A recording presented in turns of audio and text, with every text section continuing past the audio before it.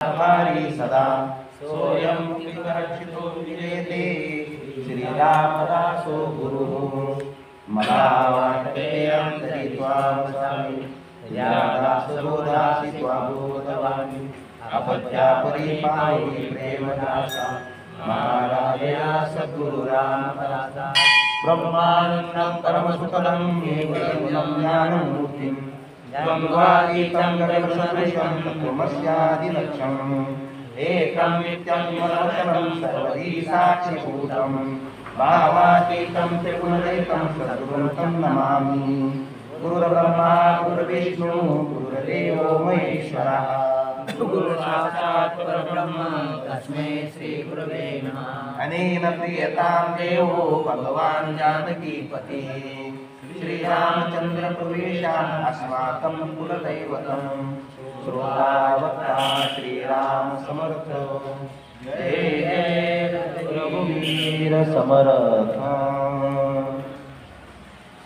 दशक पाचवा समास नववा साधक लक्षण श्रीराम समर्थ श्रीराम मामा मागा मोक्षाचे लक्षण संतत केले कथन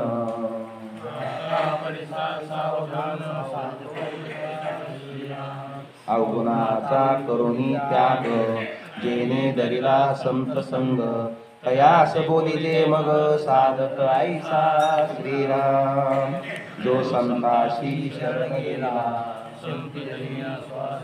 मग तो साधक बोलिला ग्रंथांतरी श्रीराम उपदेशिले आत्मज्ञान तुटले संसार बंधन दृढते कारणे करी साधन या नाव साधक श्रीराम धरी श्रवणाची आवडी अद्वैत निरूपणाची गोडी म्हणणे अर्थांतर काढी या नाव साधक श्रीराम होता सार विचार एक होनी तत्पर संदेश दुनी दृढोत्तर आत्मज्ञान पाहिले श्रीराम नाना संदेह निवृत्ती पावया धरी संत संगती आत्मशास्त्र गुरु प्रतीची ऐकल्यासी आणि श्रीराम दे बुद्धी विवेक वाढी आत्मबुद्धी सदृढ धरी श्रवण मनन केलेची करी या नाव साधक श्रीराम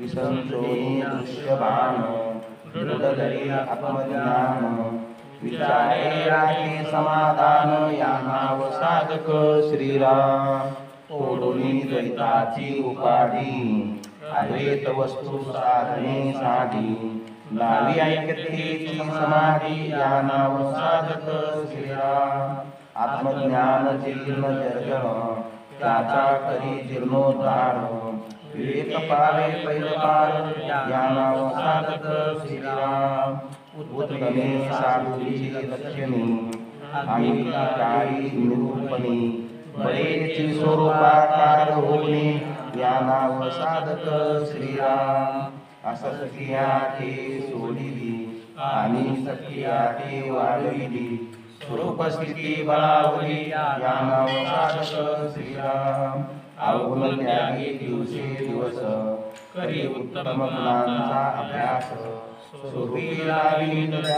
या नाव साधक श्रीराम दृढया निश्चयाचे निबरे दृश्यास्ताच नाव साधक श्रीराम जे या जनाशी चोरले नवचे अनुमानले तेची जेणे दृढ केले या नाव साधक श्रीराम जे बोलताची वाचा धरी जे पाहताची अंध करी हे साधी नाना परी या नाव साधक श्रीराम जे साधू जाता साधवेना जे लक्षू जाता लक्षवेना तेची अनुभवे आणि मना या नावे साधक श्रीराम जे ते मनची मावळे जे तर्काची पांगुळे तेची अनुभवा आणि बळे या नाव साधक श्रीराम स्वानुभवाचे नियोगे वस्तू साठी लागवेगे तेची वस्तू होय अंगे या नाव साधक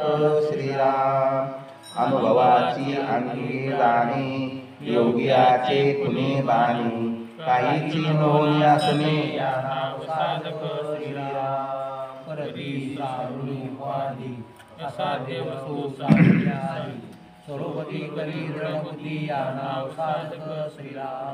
देवा भक्ताचे मूळ शोधून पाहे सकळ साध्येची होय तत्काळ या नाव साधक श्रीराम.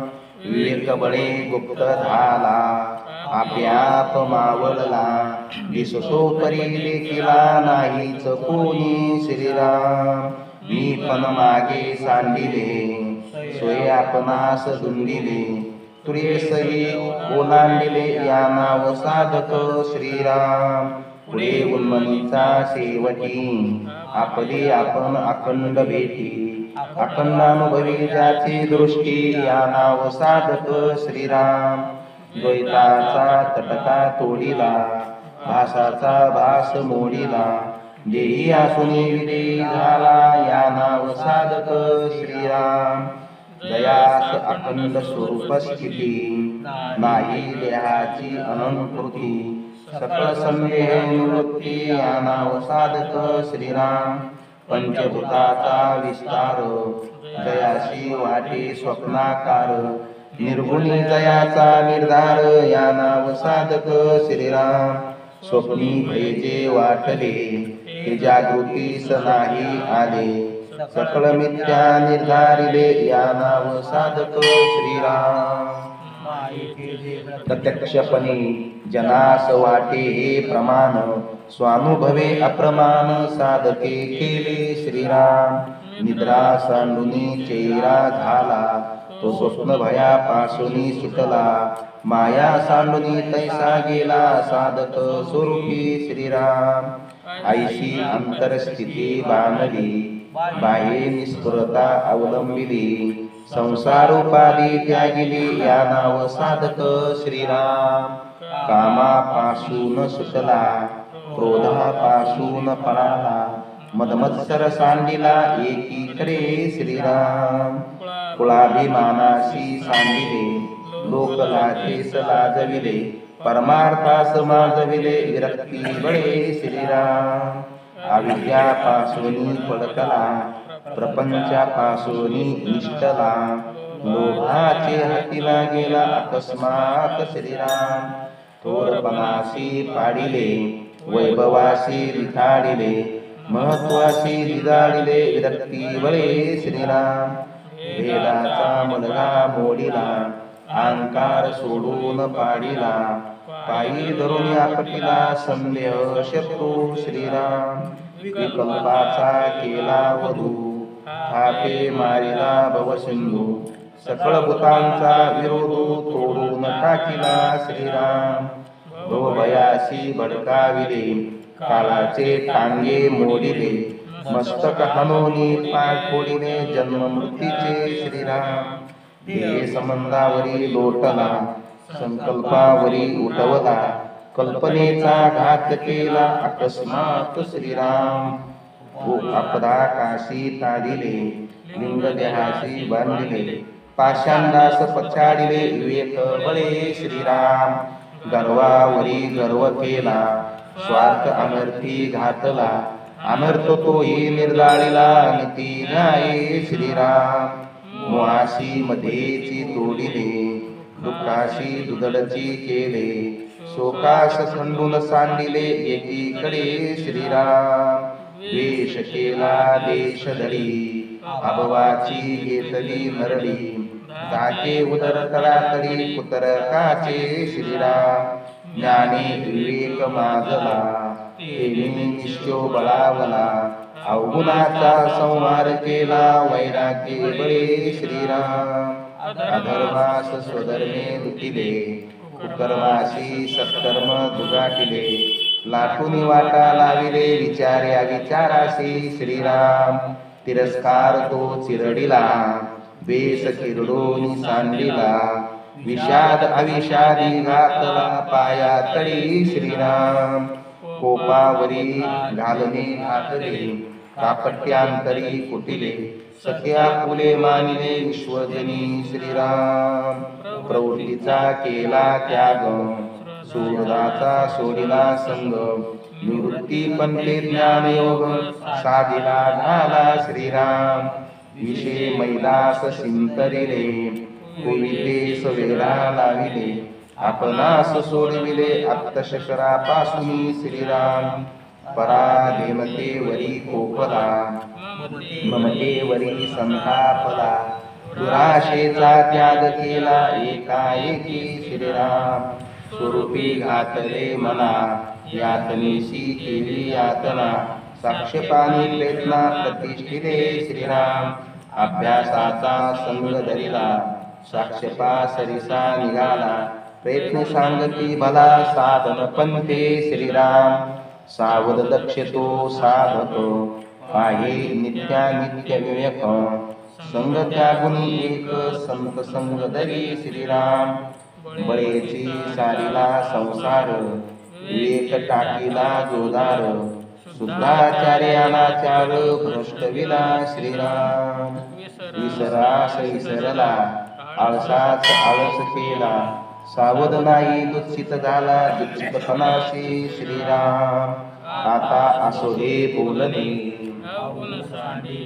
तो साध काही सायने प्रमाणे बुजावा श्रीराम बळेची अवघा त्याग कीजे म्हणून साधक बोधिजे आता सिद्ध तो जाणिजे पुढील समासी श्रीराम एक संशय उठला निष्फळ तोची साधक झाला त्याग नगडे संसारिकाला तरी तो साधक नव्हे की श्रीराम आईशे श्रोतयांचे उत्तर याचे कैसे प्रत्युत्तर पुढील समासी तत्पर होऊन ऐका श्रीराम इति श्रीदास बोधे गुरु शिष्य संवादे साधक लक्षण नाम समास नववा श्रीराम जय जय रघुवीर समर्थ। या ठिकाणी सद्गुरु समर्थ आपल्याला त्या ठिकाणी बद्धच लक्षण सांगितलेलं आहे, नंतर मुमुक्षु सांगितला आणि आता साधक सांगितला। या संसारामध्ये चार प्रकारचे वर्ग पडतात, एक आहे बद्ध, एक आहे मुमुक्षु, एक आहे साधक आणि एक आहे सिद्ध। बद्ध म्हणजे पामर जीव, पामर जीव म्हणजे काय? काही पण करणारा, कसंही वागणारा, ज्याला त्या ठिकाणी असणारी शास्त्राची शिवाशिव नाही, त्याला स्पर्श अस्पृश्यता नाही, त्याला कुठल्याही पद्धतीचं मोजमाप नाही, गणित नाही, सैराट ज्याला जीवन म्हणतात, सैराट वागणारा। 700 वर्षापूर्वी ज्ञानोबारायांनी ज्ञानेश्वरीमध्ये सैराट हा शब्द लिहून ठेवलेला आहे। तो आपल्याला आता सैराट पिक्चर निघाल्यानंतर कळाला सैराट काय असतं, त्याच्यावर त्यांचं पोट ठरेल। ज्ञानोबाराय म्हणले ऐसेने सैराटू आचरे आणि मोकाटू जैसा धुळे। माऊली म्हणला एक कठाळ्या असतो मोकाट, धुळे म्हणजे कठाळा। त्या साताऱ्या भागामध्ये कठाळ्याला धुळे जायचा असं म्हणतात, त्याला वळू म्हणतात, त्याला वळू कठाळ्या। त्या भागामध्ये काही भागामध्ये कठाळ्या त्या तरी म्हणतात, वेगवेगळ्या भागात वेगवेगळी भाषा। ज्ञानोबारायांची 56 भाषेचा मिळून ज्ञानेश्वरी ग्रंथ आहे। आणि म्हणून कधी कधी साताऱ्याची भाषा आलेली, कधी कधी कोकणातली भाषा आलेली, कधी पश्चिम महाराष्ट्रातली भाषा आलेली, आणि खानदेशी आली, वऱ्हाडी आली, विदर्भ आला, आणि त्यातली त्यात मराठवाड्यातली जास्त भाषा आहे आपल्या मराठवाड्याची। आणि म्हणून ज्ञानोबाराय का तर मराठवाड्यातला जन्म आहे माऊलींचा, आपेगावचा, आणि म्हणून आपली मराठवाडी भाषा ज्ञानेश्वरीमध्ये जास्त आढळली असते। मराठवाडी भाषा तिकडं कळत नाही पश्चिम महाराष्ट्रामध्ये। आपण काय म्हणतो, एखाद्या गोष्टीला चांगली गोष्ट त्या ठिकाणी दिसायला लागली, आपण काय म्हणतो, वापायला लागली, आहे का नाही? चांगला वापायला माणूस, चांगलं वापायला लागलं घर वगैरे मंदिर, तर तिकडं वापायला म्हणत नाही, तिकडं शोभायला लागलं म्हणतात, चांगलं दिसायला शोभायला। तिकडं वापायला कशाला म्हणतात तर इकायचं, त्याला वापायला। आता भाजी वपून येते, भाजी वपून येतो, आहे का नाही? एवढं हे धान्य वापायचंय म्हणजे इकायचं। आणि म्हणून भाषेचा बरोबर लिंगसा काराळ्याचं एक कुटुंब चरोलीला होतं, कामाला चरोली गाव आहे तिथं जवळ, आळंदीजवळ. आमची मधुकरी चरोलीला होती. आम्ही तिथं गेलो होतो त्या ठिकाणी. मग ते घर बांधणं चालू होतं त्या मालकाचं. मग आपली जी काही ती सकाराळ्यातली ती कामाची असणारी ती बाई होती ती त्या गाड्याची, तर ती सहज म्हणू लागली, बाई होय हो बघा ना किती भीत वापायला लागली होती, म्हणजे किती भीत वापायला लागली, भीत बांधली. मग ती मालकी म्हणे, ये बाई काय वापायला थोडीच बांधली, वापायला बांधली का ती म्हणजे बाई आम्ही वापायला नाही तर कशाला बांधली, ती म्हणते वापायला नाही तर कशाला बांधायला, घर वापायला नसतं तर कशाला. म्हणजे आमचं घर वापायला माहिती का म्हणून दोघीची चकचक सुरू झाली. आम्ही मधुकरी वाढायचे ते दोघीचं झालं सुरू अशा पद्धती. बाई म्हणे तू तर वापायला निघली घर आमचं, कामाला आली वापायला निघली. ती म्हणे बाई म्हणजे काय काय काय काय हो थोडंच काही म्हणायला लागले, वापायला म्हणायला लागले, चांगलं म्हणायला लागले. मी म्हणलं थांब, प्रकार जरा घोटाळा झालेला म्हणतो, त्याचं चूक नाही तुमचं चूक नाही, आमच्या तिकडच्या म्हणलं घ्या कुठले आता त्यामध्ये लिंक करायचं. म्हणलं मी माशेगावचा आता बाई आपल्याच भागात. मी म्हणलो आमच्या इकडं वापायला म्हणजे स्वापायला म्हणतात आणि तुमच्या इकडं वापायला म्हणजे काय नाही म्हणतात. ती मालकी म्हणजे बाई असं आहे का काही नाही. बरं झालं महाराज तुम्ही वाटत तिथं नाही तर आमच्या दोघीची भांडण झाली असते. भाषेत ज्ञानोबारांच्या कितीतरी भाषा मराठवाडी चेवची नाही माऊली म्हणतात. चेव नाही म्हणजे जागा आली नाही. आणि पश्चिम महाराष्ट्रात चेव म्हणजे वेगळ्या अर्थाने बोललेलं आहे, चेव वेगळ्या. तर अशा पद्धतीनं असणाऱ्या त्या ठिकाणी वेगवेगळी भाषा, वेगवेगळे. वळू म्हणजे सातारा जिल्ह्यामध्ये वळू म्हणजे कठाळा त्याला म्हटलं जातं. सैराट शब्द ज्ञानेश्वरीमध्ये 700 वर्षापूर्वी आलेला आहे. तर सैराट वागणारा म्हणजे बद्ध जीव, म्हणजे करणी याची नावे भलतीची तरी ज्ञानोबराय म्हणतात. अंगा मनाशी रुचावे येतो देणी कृत आकृते नाटवे आणि करणी याची नावे भलतेची तरी. फक्त करायचं म्हणून भक्त करतो, बद्ध जीव आहे. दुसरा मुमुक्षु म्हणजे आता कळलेला आहे प्रपंच कसा आहे काय आहे आणि आपलं हित कशामध्ये आहे. तर आपलं हित म्हणजे चांगल्या वागण्यामध्येच आपलं हित होणार आहे. वाईट वागून कोणाचंही चांगलं झालं नाही. संत शास्त्रामध्ये त्या ठिकाणी आपलं हित होईल हे ज्याला कळलं त्याचं नाव काय आहे, मग मुमुक्षु आहे. मुमुक्षु म्हणजे माणसापेक्षा पुढे गेलेला. मुमुक्षु म्हणजे मोक्षाची इच्छा करणारा त्याला काय म्हणतात, मग मुमुक्षु म्हणतात. तो मोक्षाची इच्छा करतो त्याला मुमुक्षु म्हटलं जातं.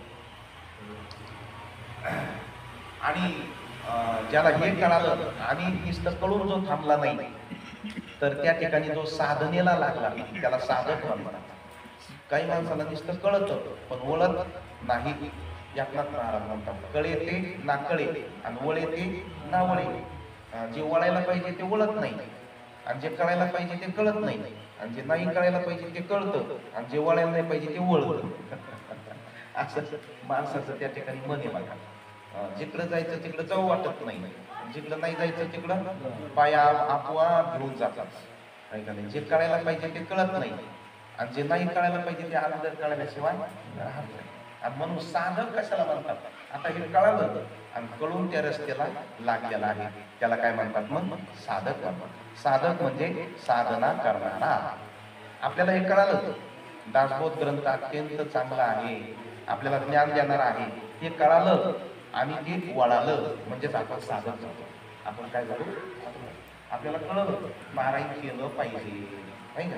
काकाला कळालं पारायण केलं, मला कळलं आपण सांगू पाहिजे आणि आपल्याला सगळ्याला कळालं की आपण पारायण करता करता अर्थ बी त्या ठिकाणी घेतला पाहिजे. म्हणजे आपण त्या रस्त्याला लागलो. आपण पण त्या रस्त्याला लागलो, साधनेच्या जो रस्त्याला लागलेला आहे ना त्याला काय म्हणतात, मग साधक म्हणतात. साधकांचं लक्षण त्या ठिकाणी असणारे समर्थ आपल्याला सांगतात. संसार दुःखे दुःखावला, त्रिविध तापे पोळला, निरूपणे प्रस्तावला, अंतर्यामी मुमुक्षु झाला. साधक म्हणजे तो संताशी शरण गेला, संतजनी आश्वासिला, मग तो साधक बोलिला ग्रंथांतरी. जो संताला शरण गेला त्याला साधक म्हणलेले आहे. उपदेशिले आत्मज्ञान, तुटले संसार बंधन, दृढते काढणे तरी साधन या नाव साधक. दृढते कारणा करता, ज्ञान होण्याकरता, आत्मबोध होण्याकरता आत्मगोडी निर्माण होण्याकरता, सर्व सुखाची प्राप्ती होण्याकरता जो साधन करतो त्याचं नाव काय आहे? मग साधक आहे. साधक काय करतो? साधकाला त्या ठिकाणी इच्छा झाल्यानंतर विवेक, पहिली गोष्ट आहे विवेक.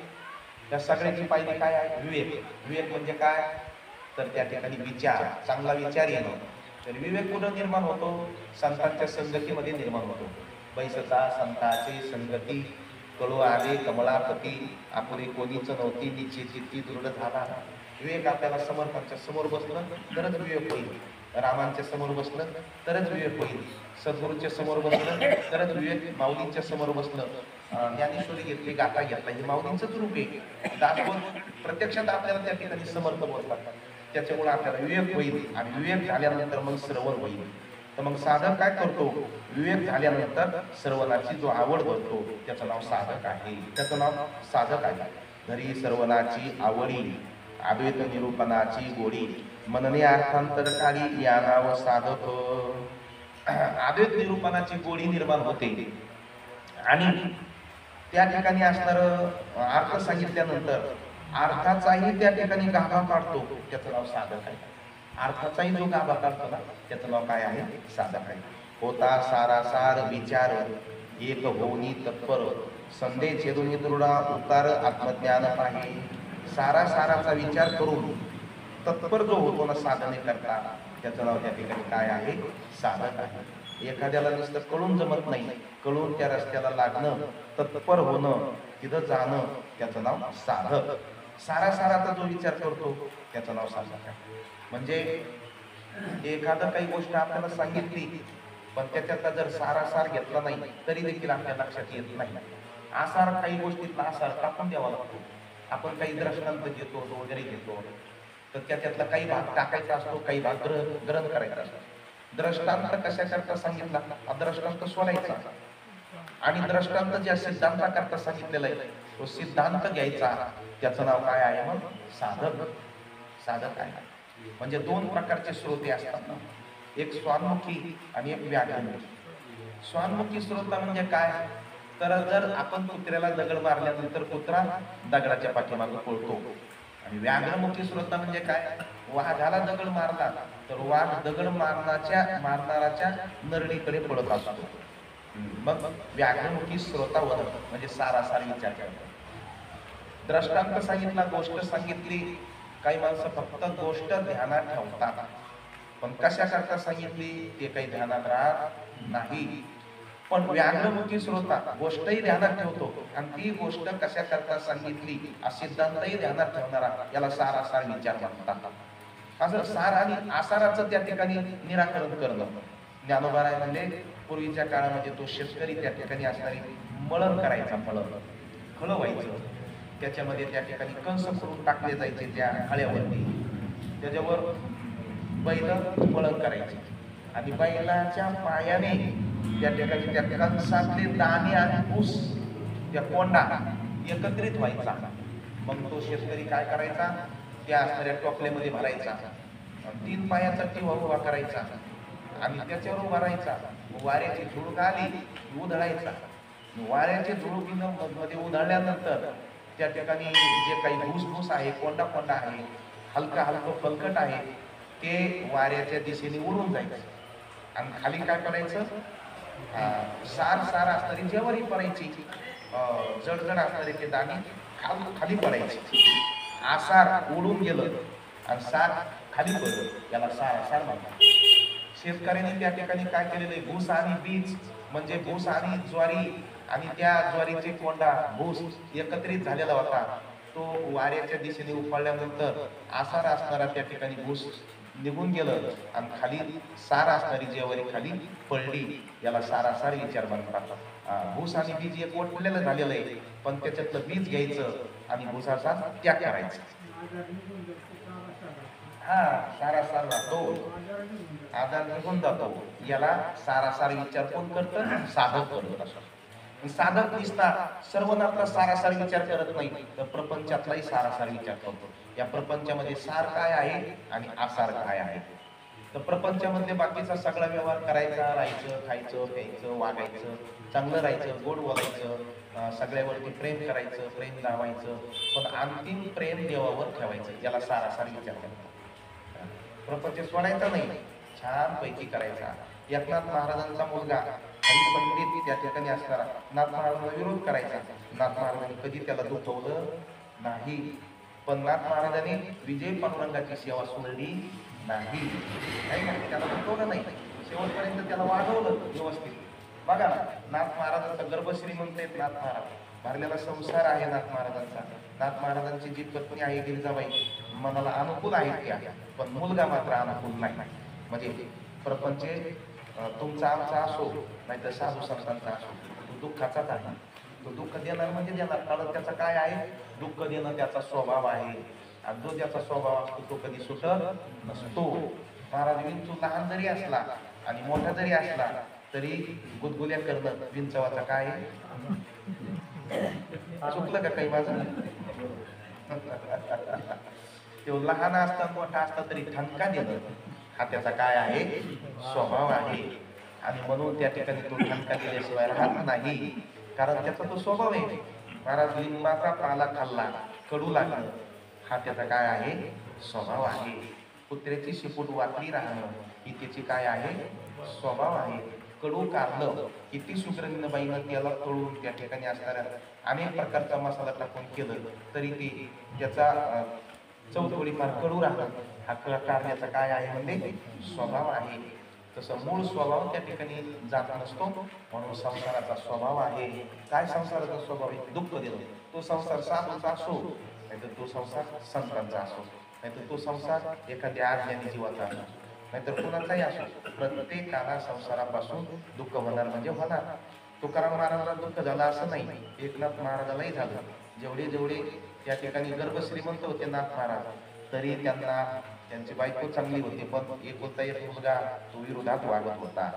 आणि म्हणून संसारातून काय घ्यायचं काय घ्यायचं नाही याचा विचार करणारा त्याला साधक करणार. आणि तो साधक कधी होतो, शास्त्राचं श्रवण झाल्यानंतर तो साधक त्या ठिकाणी होत असतो. मुमुक्षु अवस्था नंतर जी अवस्था असते ना तिचं नाव साधक आहे. स्वतः सारासार विचार ऐक होऊन तत्पर संदेश छेदून दृढ तर आत्मज्ञान पाहे. सारासाराचा जो विचार करतो त्याला त्या ठिकाणी साधक असं म्हणतात. काही भाग ग्राह्य असतो, काही भाग त्याज्य असतो. त्यागायचा भाग त्यागला पाहिजे आणि सेवन करण्याचा भाग सेवन त्या ठिकाणी केला पाहिजे. हे बघा एखादं वाक्य आहे, म्हणजे का हो आम्हाला समर्थांच्या मंदिरात जायचंय, तिकडून लोक आले पिंपळगावाकडून मनाकडून म्हणा, विचारलं त्या ठिकाणी आम्हाला जामगावामध्ये जायचंय, समर्थांच्या मंदिरात जायचंय, कुठून जायचंय. एखादा माणूस म्हणतो ते झाड दिसतंय का ते पिंपळाचं, त्या पिंपळाच्या झाडावरून सरळ जा आणि ते सरळ गेला की तो रस्ता सोडू नका, पण झाडावरून तुम्ही सरळ गेला की मंदिरातच जाता. बरेच लक्षात ऐकणाऱ्या माणसाने सारासाराचा विचार केला नाही, तो लगेच आला, तो म्हणला झाडावरून जायचंय नाही तर रस्ता चुकल, आणि मग पिंपळाच्या झाडावर चढला, शेंड्यावर जाऊन पुन्हा खाली उतरला, मग चालायला. एवढा लोकांना थोडा सांगितलं, झाडावरून जा म्हणजे झाडापासून त्या ठिकाणी जा. त्यांनी याच्यातला सारासार जर केला असता तर एवढा पोटाला पडला नसता. त्या ठिकाणी एका सासूबाईने सांगितलं, सुनबाई पाहुणे आलेले येतं, जेवायची गडबड आहे, त्याला ताटं वाढलेत, पण त्या ठिकाणी पापडचं मला ध्यानच राहिलं नाही, तेवढं तू काय कर, मी त्याला ताटं वाढते जेवायला, तेवढं तू काय कर की पापड घे आणि भाजीत बस, पापड घे भाजीत बस, तोपर्यंत मी ताटं वाढते, नंतर येते पुन्हा पापड वाढायकरता. तर त्या सुनबाईने ते पापड घेतले आणि भाजीत जाऊन बसले. इकडं सासूबाईनं त्या ठिकाणी ताटं वाढले, सगळं वाढले, पाहुण्याचे अर्ध जेवण होते. अगं सुनबाई पापड भाजले का, पाप कुठे म्हणून पाहायला गेली तर ही भाजीत जाऊन बसते. अगं असं काय केलं, असं काय केलं, तुम्हीच म्हणतात पापड घेऊन भाजीत बस. म्हणून मी आले आणि भाजीत घेऊन बसले. भाजीत बस म्हणजे विस्तावावर भाजीत बस, का तुला असं भाजीच्या वाफ्यात जाऊन बसायचं सांगितलं. ग्राही बाकीनं घेतला नाही, अग्राही भाग त्यागायचा भाग टाकला नाही. याच्या पुढे एक तर सासूबाईनं सांगितलं, म्हणे सुनबाई आज त्या ठिकाणी असणारा फळ आहे आपल्याला पुरणपोळ्या करायच्या ते बघ त्या ठिकाणी असणार. तू काय कर, तोपर्यंत मी बाकीचं सगळं स्वयंपाक करते, भात वगैरे त्या ठिकाणी घालते, आमटीला त्या ठिकाणी फोडणी देते. तू काय कर, ते पुरण घे, आहे का नाही, आणि डाळ घे आणि पुरण वाटीत बस, आहे का नाही, पुरण घे वाटीत बस. तिनं मला ती डाळ घेतली, पुरण वाटायचं सांगितलं होतं तिला. तिनं त्या ठिकाणी टोपल्यात घेतलं, गावात सगळ्या पोराला चिन्या घे, राण्या घे, टोप्या घे, सगळ्याला वाटून आली. सासूबाईची आमटी झाली, सगळं झालं, म्हणले वाटलं का पुरण? हो वाटलं, पण वरच्या गलीला नाही पुरलं ना. म्हणजे मला सासूने पाहिलं तर ते एवढं मोठं टोपलं रिकामं झालं, खाटल्याचं घर होतं. अगं वाटलं म्हणजे काय केलं, काय नाही म्हणे, सगळ्या पोरायला वाटलं, जे माणसं देते त्याला वाटलं. अगं सुनबाई, वाटायचं म्हणजे तसं वाटायचं नव्हतं सांगितलं तुला, मग पाट्या वराट्यावर वाटायचं सांगितलं होतं. घोटाळा झाला, आहे का नाही. पुरं वाटल्यानंतर ती वाटून आली. तर अशा पद्धतीनं साराचा विचार नाही घेतला तर घोटाळा होतो. प्रपंचामध्ये सार परमात्मा आहे आणि आसार प्रपंच आहे, आणि आपल्या देहामध्ये सार आत्मा आहे आणि जे काही देह आहे ना तो आसार आहे. कसा तो आसार आहे तर तो नाशिवंत आहे. नाशिवंत देह जाणार सकळ. नाशिवंत आहे म्हणून काय लगे आत्महत्याच करायची का? नाशिवंत आहे म्हणून काय लगे असं हेच करायचं का? खायचं प्यायचंच नाही का? नाही महाराज, त्या नाशिवंतातला सार घ्यायचा. नाशिवंतातला सार परमात्मा आहे. नाशिवंतातला सार आपल्याला त्या ठिकाणी या नरदेहाला आलो तर आपलं त्या ठिकाणी सार्थक करून घ्यायचं, हे नाशिवंतातलं सार आहे. आणि जो अशा पद्धतीचा साराचा विचार जो करतो ना त्याचं नाव साधक आहे. साधक म्हणजे राजहंसी बुद्धी. साधक म्हणजे काय? राजहंसी बुद्धी, त्याचं नाव साधक. राजहंस जो असतो त्या ठिकाणी दूध आणि पाणी एकत्रित झाल्यानंतर तो राजहंस नावाचा जो काही पक्षी आहे ना, त्या पक्ष्यापुढे दूध आणि पाणी एकत्रित ठेवलं तर तो राजहंस नावाचा पक्षी काय करतो, त्याच्या चोचीनं दूध पितो आणि पाणी तसंच ठेवतो. कारण देवाने त्याच्या चोचीची कला दिलेली आहे. देवाने प्रत्येकामध्ये काही ना काही त्या ठिकाणी कला दिलेली आहे. राजहंस नावाचा पक्षापुढे दूध आणि पाणी एकत्रित केल्यानंतर दूध पितो आणि पाणी तसंच ठेवतो. महाराज, राजहंस आहे का नाही आणि बगळा दोन्ही दिसती, मग त्या ठिकाणी बगळा बी पांढरा आहे आणि तो राजहंस पण त्या ठिकाणी काय आहे, पांढरा आहे. दोघांमध्ये फरक कसा बघायचा तर त्या ठिकाणी पाणी मिश्रित दूध दोघांपुढे ठेवायचं आणि ज्याने त्या ठिकाणी असणार दूध पिलं, पाणी तसंच ठेवलं, समजायचा हा राजहंस आहे. आणि ज्याने दूध मिश्रित पाणी ठेवल्यानंतर आखच त्या ठिकाणी दन केलं, समजून घ्यायचा हा कोण आहे, बगळा आहे. काय का नाही. म्हणून माणसं आणि संत सारखे दिसतात, पण ओळखायचे कसे तर त्या ठिकाणी जे साराचा विचार करणारे आहेत ते संत आहेत, आणि जे आखच सगळं करतात त्या ठिकाणी असणार ते कोण येतं, मग माणसं येतं. आहे का? दोन्ही दिसती सारखी वर्म जाणे तो पारखी. आणि म्हणून साधक त्याला म्हटलं जातं जो देहे बुद्धी विवेकी वारी, आत्मबुद्धी सदृढ धरी, श्रवण मनन केलेची करी या नाव साधक. जो श्रवण करतो आणि श्रवण केलेल्याचं मनन करतो आणि मनन केलेल्याचं त्या ठिकाणी निधिध्यासन करतो, त्याचं नाव काय आहे, मग साधक आहे. विवेकाने विचाराने त्या ठिकाणी असणारा आत्मबुद्धी धरतो, त्याचं नाव साधक आहे. तोडोनी द्वैताची उपाधी, अद्वैत वस्तू साधने साधी, लावी ऐक्यत्याची समाधी या नाव साधक. द्वैताची उपाधी तोडतो, अद्वैत ब्रह्म त्या ठिकाणी असणारे अद्वैत असणारं ब्रह्मज्ञान जो साध्य करतो त्याचं नाव साधक आहे. उत्तम साधूची लक्षणे, अंगीकारी निरूपणे, बळीची स्वरूपकार होणे या नाव साधक. जे साधूचं लक्षण आहे ते आपल्या अंगामध्ये येण्याकरता प्रयत्न करतो, संतांचे लक्षण आपल्या अंगामध्ये येण्याकरता प्रयत्न करतो. आणि बळच महाराज काही साधना होत नाही का, आपल्याला अनंत जन्माचे संस्कार येतं आपल्या मनाला, ते मन आपलं विषयाकडे त्या ठिकाणी पुन्हा वळल्या जातं, पुन्हा नेत असतं. कारण आपण मस्त विषयाचा त्याग करण्याचा प्रयत्न करतो, परंतु त्या ठिकाणी विषय पुन्हा आपल्याला त्या ठिकाणी वळीत असतात. पण जो साधक असतो ना, तो साधक पुन्हा काय करीत असतो, त्या विषयाला मनाला पाठीमागं खेचित असतो, पुन्हा त्या ठिकाणी खेचतो, त्याचं नाव साधक आहे. मन तिकडं परत जातं, त्या मनाला परत मागं आणतो, मन परत जातं, त्या मनाला परत मागं आणतो. म्हणजे त्या ठिकाणी पुन्हा पुन्हा जाणाऱ्या मनाला मागं फिरवतो, त्याचं नाव साधक आहे. असत्क्रिया ते सोडिली आणि सत्क्रिया ते वाढविली, स्वरूपस्थिती बळावली या नाव साधक. असत्क्रियेचा त्याग करतो आणि सत्क्रियेचा अंगीकार करतो, त्याचं नाव काय आहे मग? साधक. अवगुण त्यागी दिवसे दिवस, करी उत्तम गुणाचा अभ्यास, स्वरूपी लावी निज ध्यास या नाव साधक.